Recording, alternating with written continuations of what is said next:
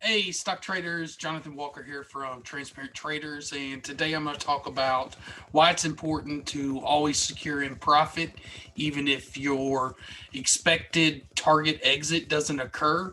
But when you set up your plan, your trade plan for the next day, and you execute it once your target entry gets there, why it's important to sometimes you might have to change that plan and go ahead and shut off that position so that you can secure profit. So as you can see here, folks, we have the SPY stock ticker SPY, the S&P 500 EFT Trust pulled up on the TradingView chart, and we also have this alert that I dropped down into the TT Blackbox chat last night, and it was SPY bearish swing trade looking for entry with a break below 381.50. This alerted as a bearish swing trade on the TT Black Box. Yes, of course, you could have entered the trade as soon as that happened if you wanted to, but I talked about how I go about picking my entries right now.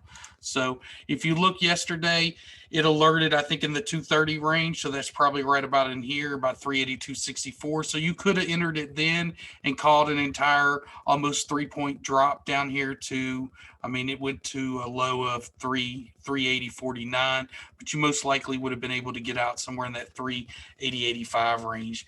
But last night I did a webinar, and this is one we talked about that based off the trading yesterday when it kind of gapped up. Um, this swing trade line, this day trading breakout line used to be at this like 381 08 range right here. Let's see. We actually, this should be up here at the 381.50. This is what I alerted it at. I forgot I changed this. But this day trade line yesterday was at this 381.40 range, basically. And when you saw it trading right here at the end of the day and at the beginning of after hours trading yesterday, it struggled to break this range right here at the 381.55 range. And that's kind of why I picked the 381.50 when we did our webinar and I was talking about this trade. I wanted to see it break down below 381.50 before we entered. So if we come over to today's trading, of course, it kind of gapped up a little bit, but as soon as market opened, it started to come down. Basically, right here in this second range candle right here, this massive drop, I started looking for option contracts, and I posted in the chat when asked. I'd taken the, I believe it was the February 26th contract. Strike price 382, and I entered it slightly right before 381.50 by the time it got executed.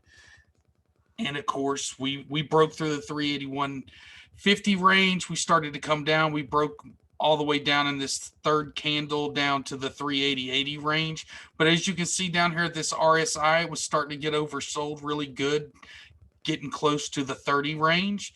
So I kind of expected a pullback. I didn't really know how bad it was going to be. The next candle, it broke up really bad, came back down. We got a little bit more.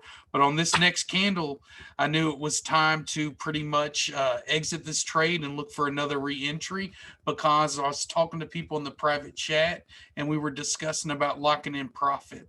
So even though my game plan was to look for about a 1.5 to 2 point drop, so $2 drop, based off this massive drop and that RSI getting so close to oversold, I didn't know how long this pullback was going to go, and I didn't have time to watch it. And so I wanted to lock in that profit. I think I got a total of like 14.5% on my option contracts was the gain. So it was nice profit. I only had two contracts in there. Um, and then we had several others that took this trade and they locked in profit too. But the main point was that we were talking about this in the black box chat as we were trading this. And I even mentioned it. Make sure you secure profit. If you have a day trade available, secure profit. So this was a nice drop. We locked in profit. We moved on to the next trade. I actually told everybody, that's why it was down here, that if it breaks below 381, that I'll enter this again as short as long as it doesn't change to a bullish alert in our algorithms. So that's a little bit on secure and profit. And that's how I locked in. I think it was like $123 on a SPY trade. Nothing big, but it was still profit. So as always, folks, Space has pad the wallet. Jonathan out.